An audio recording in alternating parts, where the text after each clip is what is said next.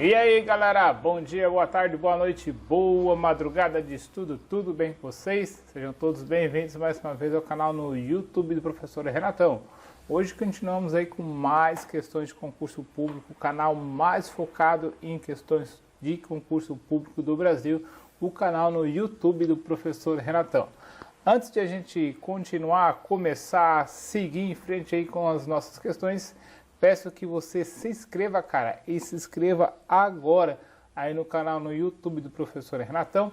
Compartilhe o vídeo com seus amigos e, é claro, cara, esmaga o like com força para você aprender tudo nessas questões que a gente vai resolver hoje, certo? Antes de a gente começar, logo abaixo desse vídeo tem alguns links importantes, links importantíssimos, tá?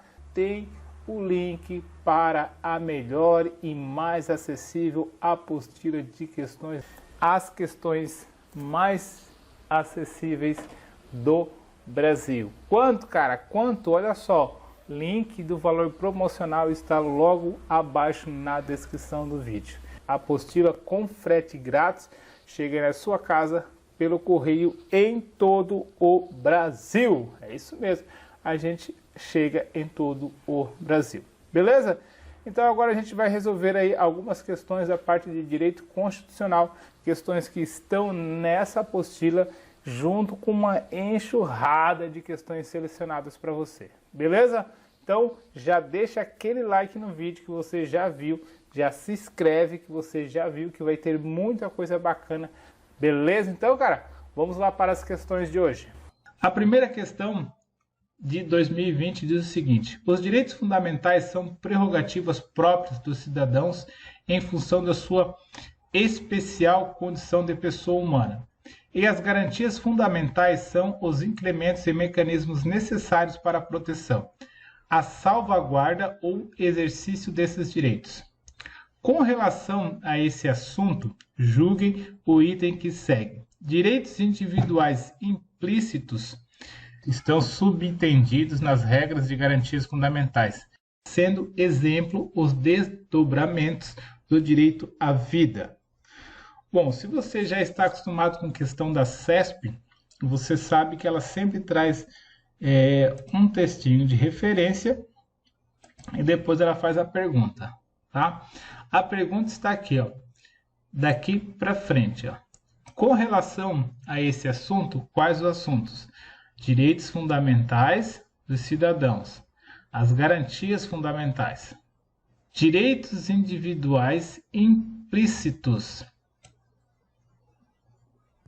E aí você vai me perguntar o que é implícito. Implícito é uma coisa que quer dizer aquilo, porém não está escrito com todas as palavras, não está no preto e no branco, não está ali escrito, mas ela quer dizer aquilo ali. Lendo tudo aquilo ali, você entende que acontece tal coisa. Então, isso é uma coisa implícita. Então, estão submetidos nas regras e garantias fundamentais, sendo exemplos os desdobramentos do direito à vida. E aí você tem que dizer se isso está certo ou errado, né? Banca CESP, lembrando que uma questão errada anula uma questão certa.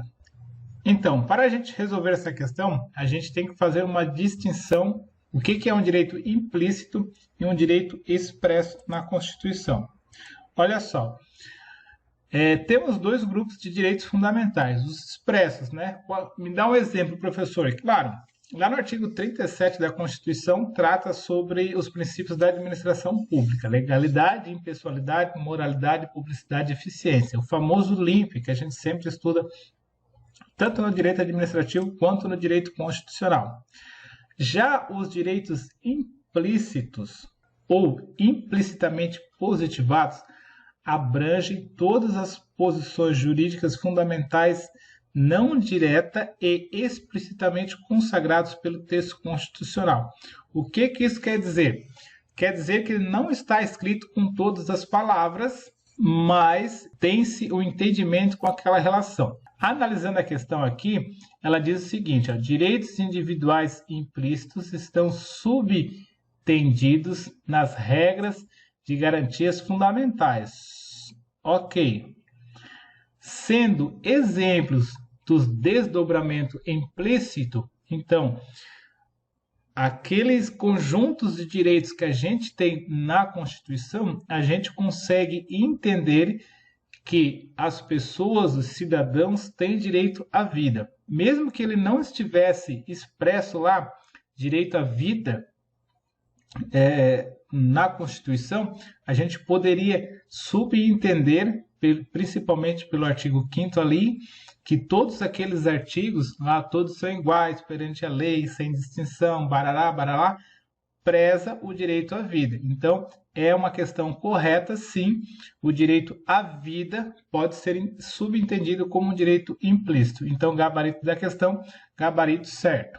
Vamos para a próxima questão. A questão número 2 diz o seguinte, uma questão também da CESP de 2020, claro, né? Vídeos da CESP, a gente está gravando aqui questões da CESP.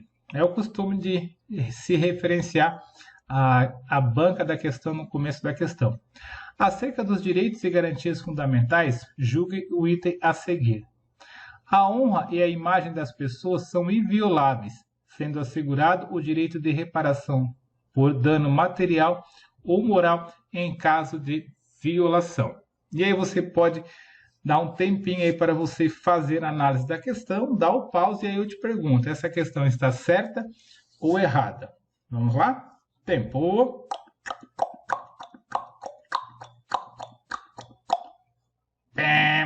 E aí, conseguiu responder essa questão? Olha só o que a gente tem aqui de importante para você. Constituição Federal, artigo 5º, 10. São invioláveis a intimidade, a vida, a honra e a imagem das pessoas. Assegurado o direito à indenização pelo dano material ou moral decorrente de sua violação. Olha só, a honra e a imagem das pessoas são invioláveis, ó. São invioláveis a vida, a honra e a imagem, certo? Sendo assegurado o direito à reparação por dano material ou moral em caso de violação, assegurado o direito à indenização pelo dano material ou moral decorrente de sua violação. Então, essa questão está certíssima, está conforme o artigo 5º, tá? Ela costuma trocar, as bancas costumam trocar sem indenização, e elas tiram ou colocam alguma coisa ali para fazer a pegadinha da omissão ou do acréscimo de alguma coisa que não está na lei. Beleza? Por isso que é importante a leitura do texto. E a terceira questão do nosso vídeo de hoje aí para você que está assistindo diz o seguinte: acerca de direitos e garantias fundamentais, julgue o item a seguir. C. Com o intuito de eximir-se de obrigação legal a todos imposta, uma pessoa se recusar a cumprir prestação alternativa, invocando convicção filosófica e política ou crença religiosa, os direitos associados a tais convicções poderão ser restringidos. E aí, certo ou errado? Tempo para você responder essa questão.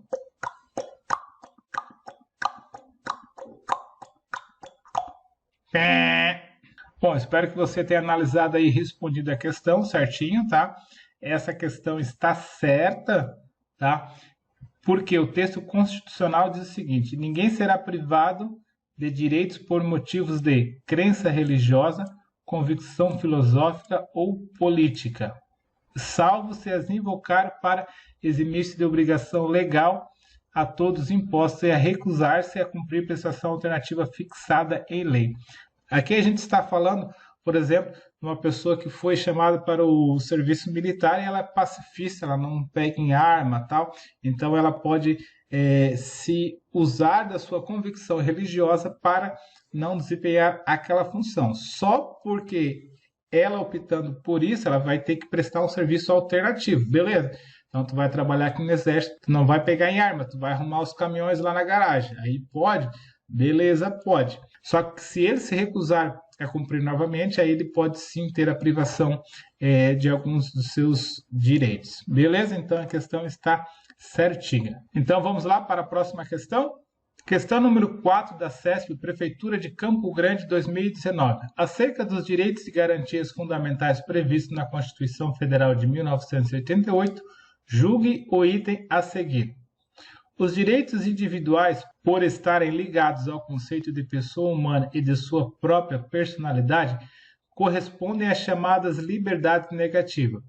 Os direitos sociais, por sua vez, constituem as chamadas liberdades positivas, de observância obrigatória em um Estado social de direito para a concretização de um ideal de vida digna na sociedade.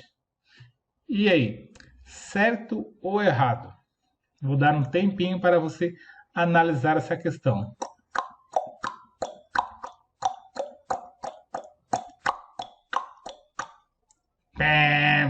E aí, o que você me diz?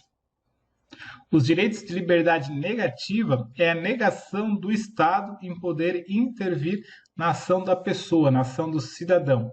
Já os direitos positivos são as ações do Estado, o Estado como um governo amplo, como um governo federal, em sentido amplo, tá? Com ações positivas, por exemplo, previdência, saúde, educação e tudo mais, tá? Além disso, eu trouxe uns outros conceitos importantes aqui para você. Olha só, direitos de primeira geração correspondem à fase inicial de afirmação de reconhecimento dos direitos em documentos nacionais e internacionais. São direitos individuais de defesa do indivíduo em face do Estado. Lembra que eu falei, ó? Primeira geração, defesa em face do Estado. É isso aqui, ó. As liberdades negativas, tá? Então, as liberdades negativas, primeira dimensão. Direitos negativos, direito de liberdade. Aqui a gente está falando de uma igualdade formal. Constitui os direitos civis, políticos, como a vida, a igualdade, a liberdade, a propriedade privada e a segurança. Os direitos de segunda dimensão, os direitos positivos, prestacionais, direitos de igualdade, impondo ao Estado, ao poder público, um comportamento ativo. Ó. Lembra que eu acabei de falar? O Estado faz alguma coisa para o cidadão. Aqui a gente está falando da igualdade material, certo? Constitui os direitos econômicos, sociais, culturais, educação, saúde, o trabalho e a previdência. Então aqui o Estado está fazendo uma ação positiva. Olha aqui, ó, liberdades positivas. Você vai anotar aí, segunda dimensão dos direitos, certo? E terceira dimensão dos direitos, surgiram a partir do século XX, pode ser uma questão de prova também, direitos de titularidade coletiva ou difusa, né? Então são os sentidos mais amplos, a fraternidade, a qualidade de vida, desenvolvimento, comunicação, humanidade, democracia participativa, e tudo mais. Então, esses conceitos aí das dimensões de direitos são importantes.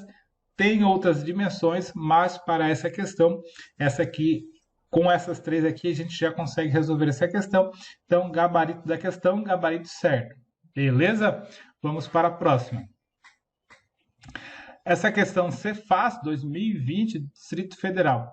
Acerca dos direitos e garantias fundamentais das cláusulas pétreas que não podem sofrer alteração na Constituição e da organização política administrativa do Estado, julgue os itens a seguir. Embora a Constituição Federal de 1988 preveja expressamente não distinção entre brasileiros, o próprio Constituinte estabeleceu no texto constitucional hipótese de tratamento distinto entre homens e mulheres. E aí, tempo, essa questão está certa ou errada? Tempo para você analisar essa questão.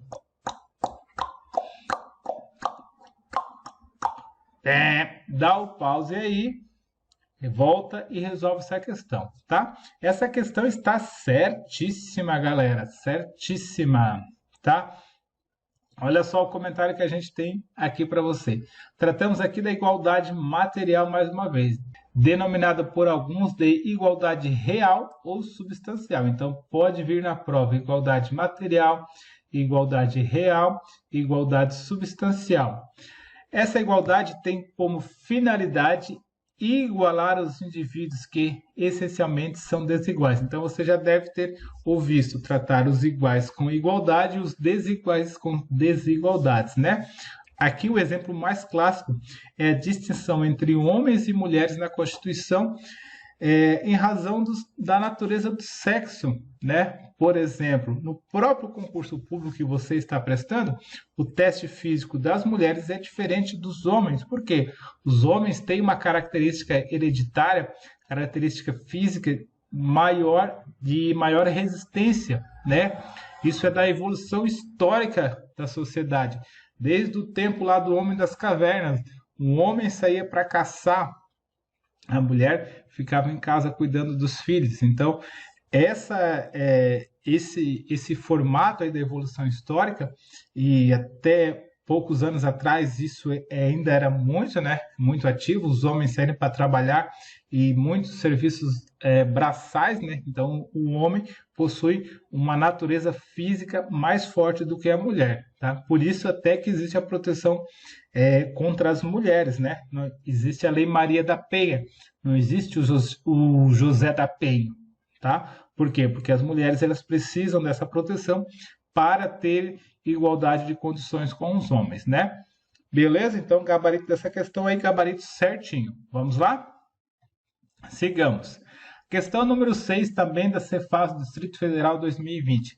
Acerca dos direitos e garantias fundamentais das cláusulas pétreas e da organização política administrativa do Estado, julgue o item a seguir. A Constituição Federal de 1988 prevê expressamente a exigência de inscrição em conselho de fiscalização para o exercício de qualquer atividade profissional. E aí, tempo para você responder essa questão.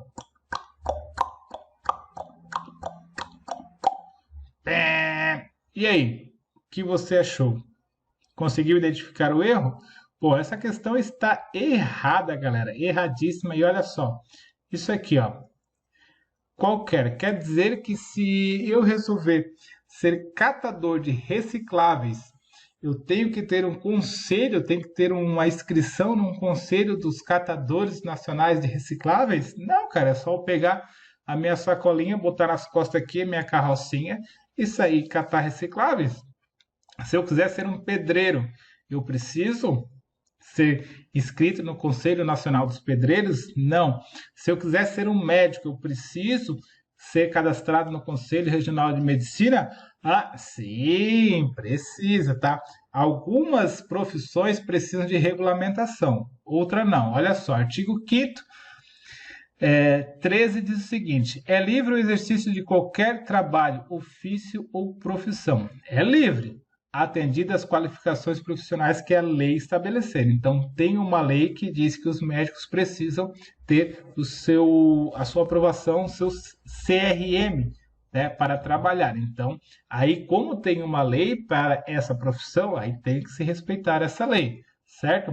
Trata-se de liberdade de cargo, ofício ou profissão, norma de eficácia contida, beleza? Previsto no artigo 5º da Constituição Federal. A saber, norma de eficácia contida, porque, apesar de ter eficácia e aplicabilidades imediatas, legislação infraconstitucional poderá estabelecer alguns limites e restrição ao seu exercício. Então, como eu expliquei o exemplo do médico ali, não é toda e qualquer atividade profissional que exige a inscrição no Conselho de Fiscalização. Faz-se necessária a previsão legal para tanto. Então, as profissões que têm um conselho, que tem uma lei para exigindo tal inscrição, eu tenho que respeitar essa lei. Eu tenho que me inscrever lá naquele órgão. Mas para as profissões que não exigem, não preciso. Basta eu querer trabalhar e vou trabalhar. Então, questão errada. Bora lá para a próxima questão? Questão número 7. Acerca dos direitos e garantias fundamentais, julgue o item subsequente. O direito à liberdade de imprensa abrange a garantia do sigilo da fonte. Tempo para você analisar essa questão. E aí, tempo curtinho porque a questão foi pequenininha. Questão certíssima. Olha só, artigo 5º também da Constituição diz o seguinte: é assegurado a todos o acesso à informação e resguardado o sigilo da fonte quando necessário ao exercício profissional. Então, se eu tenho uma fonte que, para eu continuar recebendo informações dessa fonte, ela tem que ser sigilosa, e eu sou um profissional da imprensa, eu posso resguardar esse direito sim. Então, gabarito dessa questão, gabarito certinho. Beleza? Gabarito certo, né? Gabarito certinho não tem na CESP. Ou é certo ou é errado. 8. CESP, Defensoria Pública do Estado do Distrito Federal, 2019. Acerca dos direitos à liberdade de expressão e de comunicação e o acesso à informação, julgue o item seguinte. Embora as notícias falsas que circulam na internet, mais conhecida como fake news, prejudiquem o acesso à informação, a liberdade de expressão e de comunicação é um direito humano absoluto. Portanto, incumbe a qualquer forma de regulamentação. E aí, um tempo para você analisar essa questão. Questão também com 2 erros bem grotescos, por isso que o tempo foi curto. Olha só. Você já pode mandar a questão embora quando tiver o qualquer, né? Em 99,9% dos casos, não é todo. E você que está estudando direito sabe que não existe também um direito absoluto. Então, já podemos eliminar essa alternativa aí. O comentário diz que a respeito da existência de direitos absolutos, concepção teórica majoritária da doutrina constitucionalista brasileira, afirma que não existem bens jurídicos constitucionalizados que se possam afirmar absolutos. Então, a gente não tem no ordenamento jurídico um direito que a gente possa dizer que é absoluto, tá? Nem mesmo o direito à vida, por em alguns casos o direito à vida pode ser restringido, sim, pode ser passada a faca lá no cara. Beleza? 9. Questão de Defensor Público 2019. Acerca dos direitos e garantias fundamentais e de seus princípios fundamentais, julgue o item que segue. Consagrado na esfera criminal, o princípio constitucional da proibição do excesso consiste na vedação ao Estado de descriminalizar ou atenuar a tutela penal de certas condutas ofensivas a direitos fundamentais. Como você já está acostumado, tempo. E aí, conseguiu fazer a análise dessa questão? Na verdade, o princípio da vedação do excesso, ele visa que a parte legislativa, quem faça o processo ali, puna aquele agente porque ele teve que atuar com excesso, tá? Então, o princípio da vedação do excesso, ele não está na conduta, mas sim no processo de apuração da conduta. Então o gabarito dessa questão é um gabarito errado. Vamos para a 10ª questão para a gente fechar esse bloco de questões aqui. À luz da Constituição Federal de 1988, julgue o item a seguir. O direito de propriedade é constitucionalmente garantido, devendo as propriedades atender à função social. Tempo para você responder essa questão. Pois é, galera, questão certíssima, tá?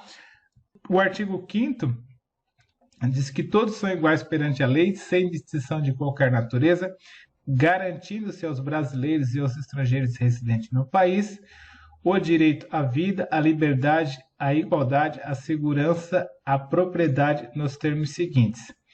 É garantido o direito de propriedade, a questão diz que é, e a propriedade deve atender à função social. Então, o gabarito está certo. Beleza?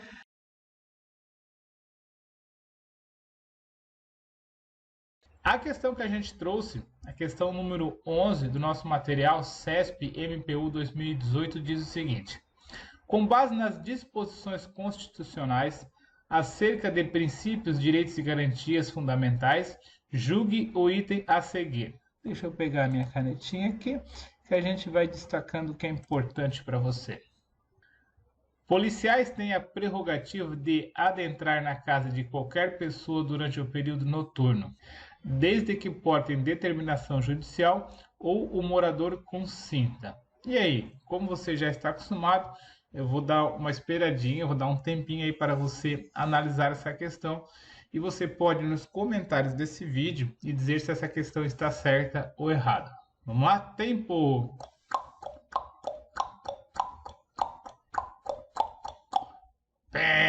Bom, galera, o que acontece? O que a gente tem nessa questão aqui, ó?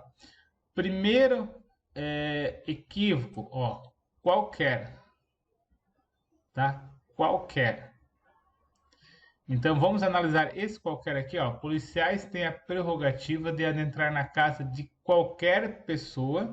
Então pode entrar na casa de qualquer pessoa durante o período da noite, durante o período noturno. Então eles podem entrar na casa de qualquer pessoa no período noturno.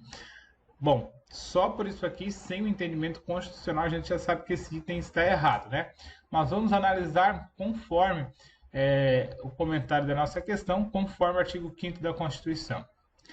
A casa é asilo inviolável. Cuidado que isso aqui também pode ser retirado na prova.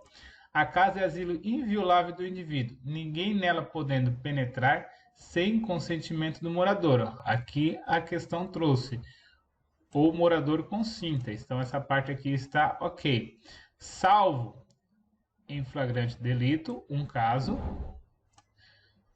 2 casos, desastre.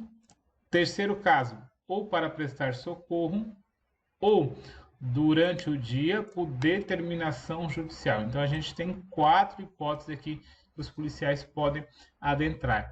Olha só, durante o dia por determinação judicial. Aqui a questão trouxe o seguinte: policiais têm a prerrogativa de adentrar na casa de qualquer pessoa durante o período noturno. Ó, então o erro da questão está aqui no período noturno. Se tivesse do período diurno, a questão estaria certa, porém, como trouxe a palavra noturno, está errado.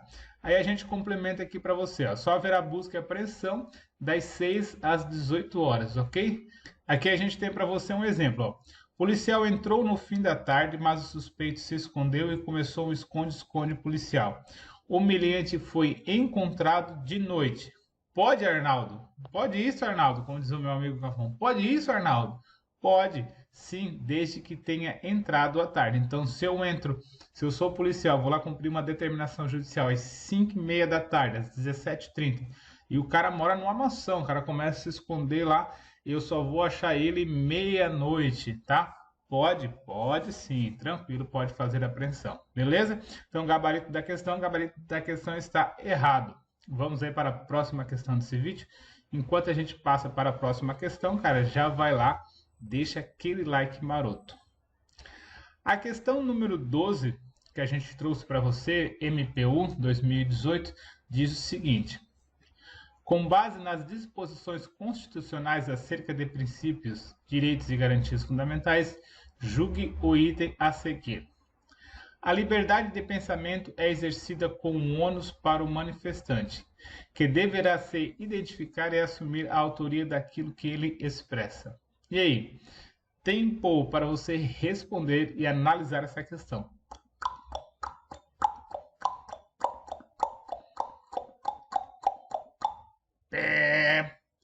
Questão certinha, galera. Questão certinha, ó. Gabarito certo. Vamos ver o que diz o artigo 5º.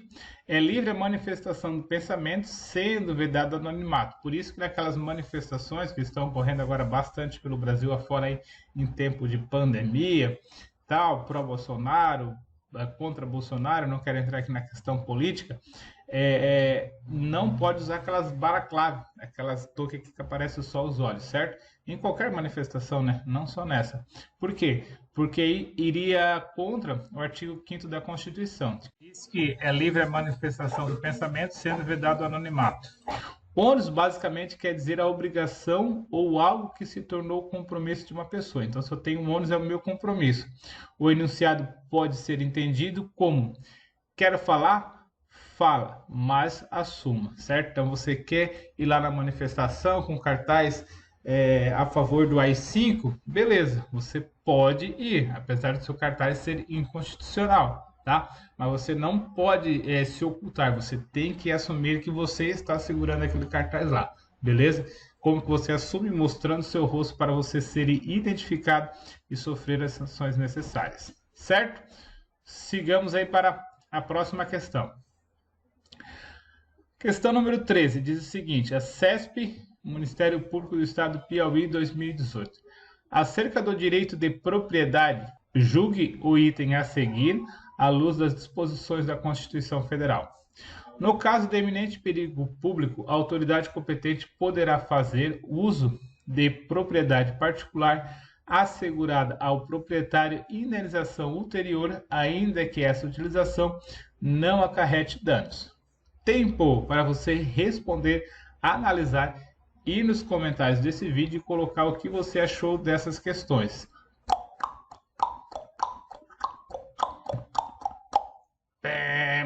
E aí, meu estudante, o que você achou dessa questão? Conseguiu identificar o erro ou por que ela está certa? Você pode ir nos comentários desse vídeo e colocar lá pra gente. É legal isso que a gente sabe como as nossas questões estão chegando aí para você. Também na descrição do vídeo tem um link do nosso grupo do Telegram para o concurso do DP. Importantíssimo você entrar lá. Várias dicas de professores lá diariamente. Beleza? Olha só. Questão errada. Se você já assistiu algum vídeo do professor Renatão, sabe que eu enfatizo muito essa palavra aqui. Ó. Ela sempre está em questões, tornando as questões geralmente incorretas. O artigo 5º da Constituição diz o seguinte: no caso de eminente perigo público, a autoridade competente poderá usar da propriedade particular, assegurando ao proprietário indenização ulterior se houver dano, tá? Então, se acontecer um desastre lá e vamos supor, a polícia, a defesa civil precisa entrar na sua residência para fazer um salvamento, digamos assim. Se eles entrarem na sua residência e não causaram nenhum dano, eles não te devem nada. Mas se foi entrado na sua residência, foi quebrada uma parede para prestar esse socorro, o Estado sim tem que ir consertar a sua parede. Beleza?